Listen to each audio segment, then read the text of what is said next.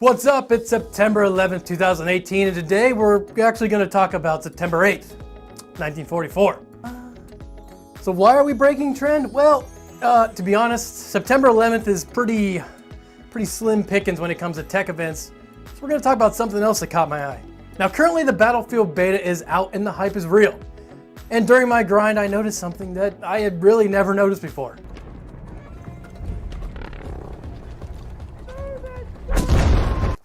What?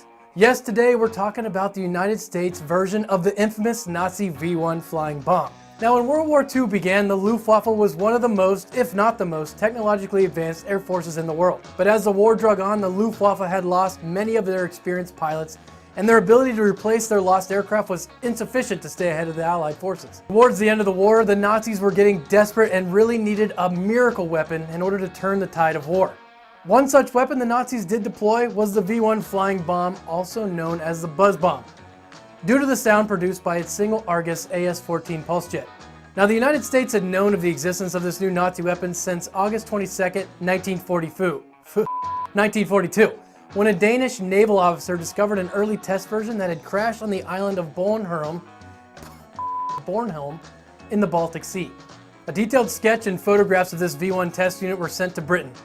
Now, this discovery led to months of intelligence gathering, which traced the weapon's origin to a top-secret German missile test and a development site on the German coastline off the Baltic Sea. With this intelligence, it was decided in 1943 that the United States would develop its own jet-powered bomb. In July of 1944, 3 weeks after the German V-1 first struck England, the American engineers at Wright Field fired a working copy of the German Argus AS-14 pulse jet. This engine was reverse engineered from crashed German V-1s that were brought to the United States from England. This reverse engineering provided the United States the needed knowledge to mass produce the first guided missile, the JB-2.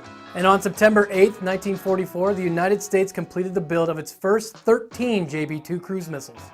Now, the JB-2 differed from the Nazi V-1 in only the smallest detail. The wingspan, for example, was 2.5 inches wider, and the length was extended by less than 2 feet. However, one of the few visible differences between the JB-2 and the V-1 was the shape of the forward pulse jet support. The original V-1 had its support pylons slightly swept backwards at nearly the same angle at both the leading and the trailing edge. The JB-2 pylon, on the other hand, had a vertical leading edge and a sharply swept forward trailing edge. With its Ford-produced PJ-31 pulse jet, the JB-2 was the first attempt at a powered cruise missile for potential use in the United States arsenal. The first launch of the JB-2 took place at England Army Airfield in Florida on October 12, 1944. And after the war ended in Germany, the idea was to use the JB-2 on an 180-day massive bombardment of the Japanese homeland, prior to the amphibious landing and future invasion of Japan. Now, this planned invasion was also known as Operation Downfall, which was later abandoned after Japan surrendered following the atomic bombings. Now, although the JB-2 never saw combat, 1,391 JB-2s were built and were instrumental in the development of missile guidance control and seeker systems. One of these JB-2s is still on display at the National Museum of the United States Air Force in Dayton, Ohio. Hey, as always, thank you for watching, and make sure to hit that thumbs up button if you like this video, leave me a comment down below, and consider getting subscribed so you don't miss any future videos. We'll see you in the next one.